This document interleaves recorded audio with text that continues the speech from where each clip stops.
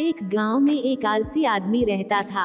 वह कुछ काम धाम नहीं करता था, बस दिन भर निठल्ला बैठकर सोचता रहता था कि किसी तरह कुछ खाने को मिल जाए। एक दिन वो यूं ही घूमते घूमते आम के एक बाग में पहुंच गया। वहां रसीले आमों से लदे कई पेड़ थे। रसीले आम देख उसके मुंह में पानी आ गया और आम तोड़ने वह एक पेड़ पर चढ़ गया। लेकिन जैसे ही वह पेड़ पर चढ़ा, बाग का मालिक वहां आ पहुंचा। बाग के मालिक को देख आलसी आदमी डर गया और जैसे तैसे पेड़ से उतरकर वहां से भाग खड़ा हुआ। भागते भागते वह गांव के बाहर स्थित जंगल में जा पहुंचा। वह बुरी तरह से थक गया था, इसलिए एक पेड़ के नीचे बैठकर सुस्ताने लगा। तभी उसकी नजर एक लोमड़ी पर पड़ी। उस लोमड़ी की एक टांग टूटी हुई थी और वह लंगड़ा कर चल रही थी। लोमड़ी को देख आलसी आदमी सोचने लगा कि ऐसी हालत में भी इस जंगली जानवरों से भरे जंगल में ये लोमड़ी बच कैसे गई, इसका अब तक शिकार कैसे नहीं हुआ। जिज्ञासा में वह एक पेड़ पर चढ़ गया और वहां बैठकर देखने लगा कि अब इस लोमड़ी के साथ आगे क्या होगा। कुछ ही पल बीते थे कि पूरा जंगल शेर की भयंकर दहाड़ से गूंज उठा, जिसे सुनकर सारे जानवर डरकर भागने लगे। लेकिन लोमड़ी अपनी टूटी टांग के साथ भाग नहीं सकती थी, वो वहीं खड़ी रही। शेर लोमड़ी के पास आने लगा। आलसी आदमी ने सोचा कि अब शेर लोमड़ी को मारकर खा जाएगा, लेकिन आगे जो हुआ वह कुछ अजीब था। शेर लोमड़ी के पास पहुंचकर खड़ा हो गया। उसके मुंह में मांस का एक टुकड़ा था, जिसे उसने लोमड़ी के सामने गिरा दिया।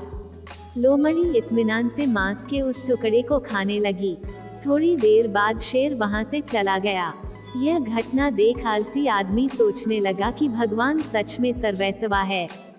उसने धरती के समस्त प्राणियों के लिए, चाहे वह जानवर हो या इंसान, खाने पीने का प्रबंध कर रखा है।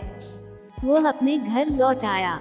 घर आकर वह 2-3 दिन तक बिस्तर पर लेटकर प्रतीक्षा करने लगा कि जैसे भगवान ने शेर के द्वारा लोमड़ी के लिए भोजन भिजवाया था, वैसे ही उसके लिए भी कोई न कोई खाने पीने का सामान ले आएगा। लेकिन ऐसा कुछ नहीं हुआ।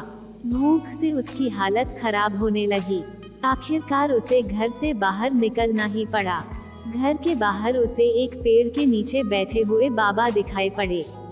वो उनके पास गया और जंगल का सारा वृतांत सुनाते हुए बोला, बाबा जी, भगवान मेरे साथ ऐसा क्यों कर रहे हैं?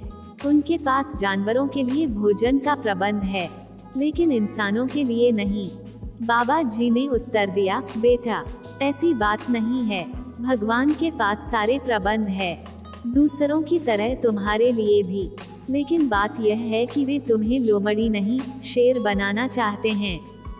सीख, हम सबके भीतर क्षमताओं का असीम भंडार है, बस अपनी अज्ञानतावश हम उन्हें पहचान नहीं पाते और स्वयं को कमतर समझकर दूसरों की सहायता की प्रतीक्षा करते रहते हैं।